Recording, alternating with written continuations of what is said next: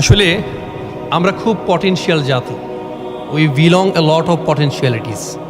আল্লাহ আমাদেরকে অনেক পটেনশিয়াল করে তৈরি করেছেন, আমাদেরকে অনেক ভিশন মিশন দিয়েছেন। We have a lot of mission and vision that we will have to fulfil.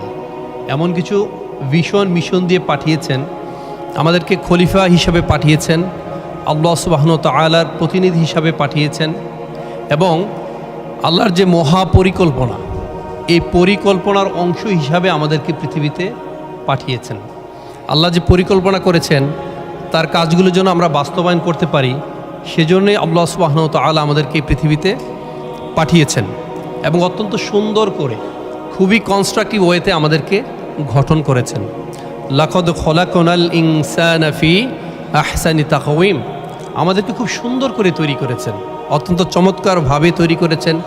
আমাদেরকে মানুষ হিসাবে সৃষ্টি করেছেন, আমাদেরকে পবিত্র কোরআন দান করেছেন, কথা বলা শিখিয়েছেন। আর রহমান আল্লামাল কোরআন খলাকল ইনসান আল্লামাহুল বায়ান। এত যোগ্যতা দিয়ে আমাদেরকে পাঠিয়েছেন আল্লাহ সুবহানাহু ওয়া তাআলা। একটা ভীষণ মিশন দিয়েছেন, কল্যাণ ও কল্যাণের পথ বাতলে দিয়েছেন। অর্থাৎ কিসে কল্যাণ আর কিসে অকল্যাণ এটা খুব স্পেসিফিক করেছেন, খুবই ক্ল্যারিফাই করেছেন। আমাদেরকে জান্নাত জাহান্নাম সম্পর্কে বিস্তারিত আলোচনা পবিত্র কোরআনে করেছেন। এবং নশ্বর এই পৃথিবীতে আমরা যে অবিনশ্বর না, এটাও আল্লাহ সুবহানাহু ওয়া তাআলা খুব স্পেসিফিক করেছেন, খুব ক্ল্যারিফাই করেছেন যে পৃথিবীতে আমরা থাকতে আসেনি। আইনামা তাকুনু ইউদরিকুমুল মাউতু ওয়ালাউ কুনতুম ফি বুরুজিম মুশাইয়াদা। আপনি নিজেকে যেখানেই রাখেন না কেন, আপনি মৃত্যু থেকে পালিয়ে বেড়াতে পারবেন না। ওয়াজাআত সাকরাতুল মাউতি বিল হক। মৃত্যু সত্য, মৃত্যু যন্ত্রণা সত্য। All of us must die and there is no doubt in it. Everybody will have to taste what is death. মৃত্যু কি আমরা এটা স্পষ্ট জেনেও আমরা জানি যে আমরা পৃথিবীতে থাকতে আসি নাই। এবং আল্লাহ সুবহানাহু ওয়া তাআলা আমাদের বংশ পরিচয়ের মাধ্যমে আমাদের নেইম এবং ফেম সম্মানিত করেন নাই। আমাদের নেইম ফেম বলেন, খ্যাতি সুখ্যাতি বলেন, শুধুমাত্র বংশ পরিচয়ের মাধ্যমে আমাদেরকে দেন নাই। আপনি কে কত শক্তিশালী, কে কত শৌর্য বীর্যবান, কে কত ধরাকে সরাগেন করতে পারেন, এটার ভিত্তিতে আপনি আল্লাহর কাছে ট্রিট হবেন না। আপনি আল্লাহর কাছে সম্মানিত হবেন ইন্না আক্রমাকুম ইনদাল্লাহি আতকাকুম। অর্থাৎ আপনি আল্লাহ সচেতন কিনা, আপনি আল্লাহকে ভয় পান কিনা, আপনার প্রত্যেকটা কাজ আপনি আল্লাহর সন্তুষ্টির জন্য করছেন কিনা, এইটার ভিত্তিতে আপনি আল্লাহর কাছে সম্মানিত হবেন। ইন্না আক্রমাকুম ইনদাল্লাহি আতকাকুম। এত তো সত্ত্বেও আমরা এই যে এত কিছু আল্লাহ আমাদেরকে দিয়েছেন, এত কিছু করার জন্য আল্লাহ আমাদেরকে নির্দেশনা করেছেন, এত তো সত্ত্বেও আমরা এখন পর্যন্ত আত্মনিমগ্ন হতে পারি নাই, এই বিষয়গুলো ফিলই করতে পারি নাই। আমরা পৃথিবীতে কেন এসেছি, কোত্থেকে এসেছি, কোথায় যাব, আল্লাহ আমাদেরকে কেন মহাপরিকল্পনার অংশ হিসাবে পাঠিয়েছেন, কেন খলিফা হিসাবে পাঠিয়েছেন, কেন প্রতিনিধি হিসাবে পাঠিয়েছেন। আমাদের পৃথিবীর লায়ন পার্ট মানুষ, বেশিরভাগ মানুষ, সিংহভাগ মানুষ এগুলো না জেনেই না বোঝেই এই ইলুসিভ ওয়ার্ল্ডের মায়া ছেড়ে পরলোক গমন করি, ঠিক কিনা? আমরা বোঝারও চেষ্টা করি নাই, আমরা জ্ঞান অর্জন করি নাই, শুধুমাত্র তাই করেছি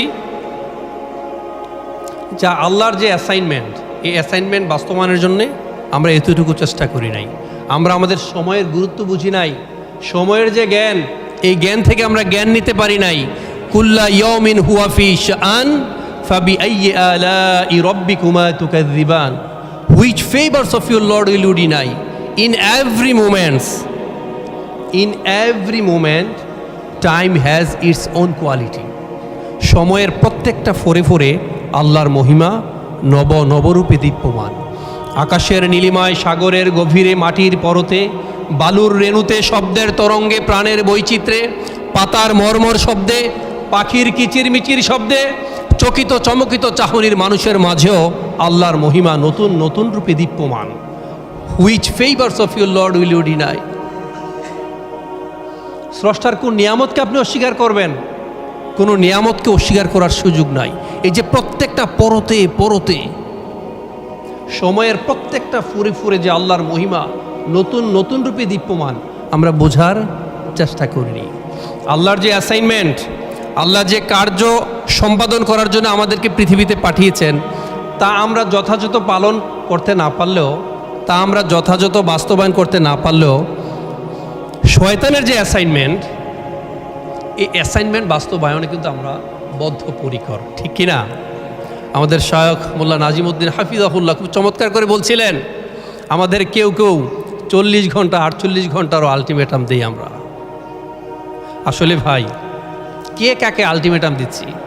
আমি যদি শায়খ মোল্লা নাজিমউদ্দিন হাফিজুল্লাহকে বলি যে আমি আপনার সাথে বহস করব, আমি আপনার সাথে বহস করব, আপনার জ্ঞানকে আমি আলটিমেটাম দিলাম, চ্যালেঞ্জ দিলাম, কার সাথে কি ভাই?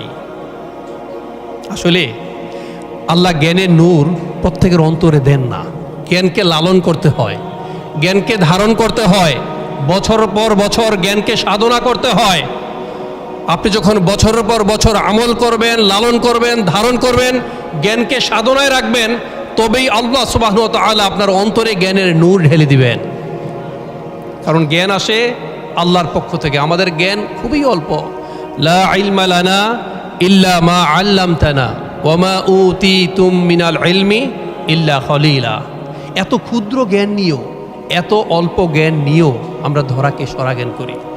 আসলে ভাই, সবাই না, ডোন্ট টেক দিস আদারওয়াইজ, সবাই না, কিছু কিছু আকিদার মানুষ ভিন্ন মতকে তারা এমনভাবে ট্রিট করেন, বিশ্বাস করেন একজন মুশরিক, মুনাফিক বা কাফেরকেও একজন আলেমকে যেভাবে অবমূল্যায়ন করে, যেইভাবে ট্রিট করে, একজন মুশরিক, মুনাফিক, কাফেরকেও এইভাবে অবমূল্যায়ন করে না, ঠিক কি না? আমরা যা ইচ্ছা তাই করছি ভাই। কিন্তু আপনি কি জানেন, এই যে এগুলো করে বেড়াচ্ছি, আপনাদের জন্য যে ভয়াবহ গর্ত খুলে রাখা হয়েছে, যে মরণ ফাঁদ খুলে রাখা হয়েছে, আপনি যদি বুঝতেন তাহলে বানরের হাতে ওই রুটি ভাগ করার মতো অবস্থা করতেন না।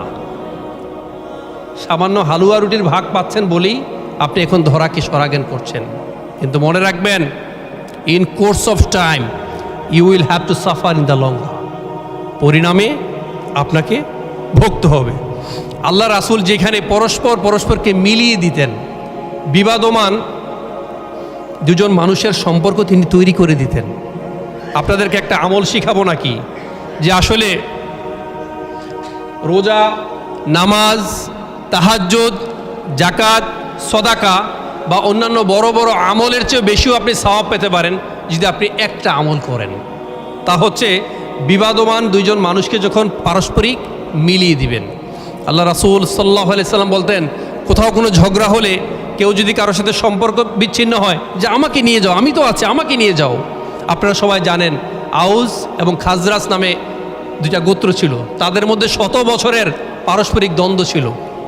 তাদেরকে আল্লাহ রাসূল সাল্লাল্লাহু আলাইহি সাল্লাম যখন মদিনায় গেলেন, ইয়াজরিব এ নাম চেঞ্জ করা হলো মদিনা, এ মদিনায় গিয়ে এই দুই গোত্রের সাথে এত সুন্দর চমৎকার মেল বন্ধন তৈরি করলেন। পরবর্তীতে শুধু শত্রুতা ভুলে তো গিয়েছেনই, তাদের এক গোত্রের সাথে আরেক গোত্রের লোকজনের সাথে বিবাহ বন্ধনে আবদ্ধ করে দিয়েছেন। নবী মুহাম্মদ সাল্লাল্লাহু আলাইহি সাল্লাম বলেছেন, ইসলাহু যাতিল বাইন, অর্থাৎ পরস্পরের সাথে বিবাদমান দুই ব্যক্তির সাথে যখন আপনি সম্পর্ক তৈরি করে দিবেন, আপনি নামাজ পড়েন, আপনি তাহাজ্জুদ গুজার, আপনি যাকাত সদাকা আদায় করেন, আপনি হজ করেন, আপনি উমরা করেন, তার চেয়ে অনেক সময় অনেক সওয়াব বেশি পেতে পারেন যখন আপনি মানুষের সাথে সম্পর্ক তৈরি করে দেন। আর আমরা তা না করে আমরা হচ্ছে গঠন পটিউষী। কিভাবে দুইজনের সাথে সম্পর্ক ছিন্ন করা যায়, কিভাবে সম্পর্ককে নষ্ট করা যায়, আল্লাহ আমাদেরকে কোন ভীষণ মিশন দিয়ে পাঠিয়েছেন আর আমরা কোন ভীষণ মিশনে এগিয়ে যাচ্ছি, এই বিষয়গুলো আমরা আসলে এখনও অনেকেই তলিয়ে দেখছি না। মনে রাখবেন, অনেক বেশি নামাজ না পড়ার কারণে বেশি মানুষ জাহান্নামী হয় না, অনেক বেশি দান সদাকা না করার কারণে মানুষ বেশি জাহান্নামী হয় না, হজ রোজা না রাখার কারণে মানুষ বেশি জাহান্নামী হয় না, আপনি অধিক পরিমাণে তাহাজ্জুদ না পড়লে মানুষ জাহান্নামী হয় না। দুইটা কারণে, দুইটা অঙ্গের কারণে যে পরিমাণ মানুষ, নারী এবং পুরুষ, জাহান্নামী হয়। এই দুইটা অঙ্গ প্রত্যঙ্গ হচ্ছে আল ফামু ওয়াল ফারজ, অর্থাৎ এই যে জিহবা এবং মুখ। জিহবা অথবা মুখ, আরেকটা হচ্ছে লজ্জাস্থান। ভাই, আপনারা এই মুখটাকে নিয়ন্ত্রণে রাখবেন আনন্দে এবং দুঃখের সময়। যদি এই মুখটাকে নিয়ন্ত্রণে রাখতে পারেন, এই জিহবাটাকে নিয়ন্ত্রণে রাখতে পারেন, পৃথিবীর অনেক কিছুই আপনার নিয়ন্ত্রণে থাকবে।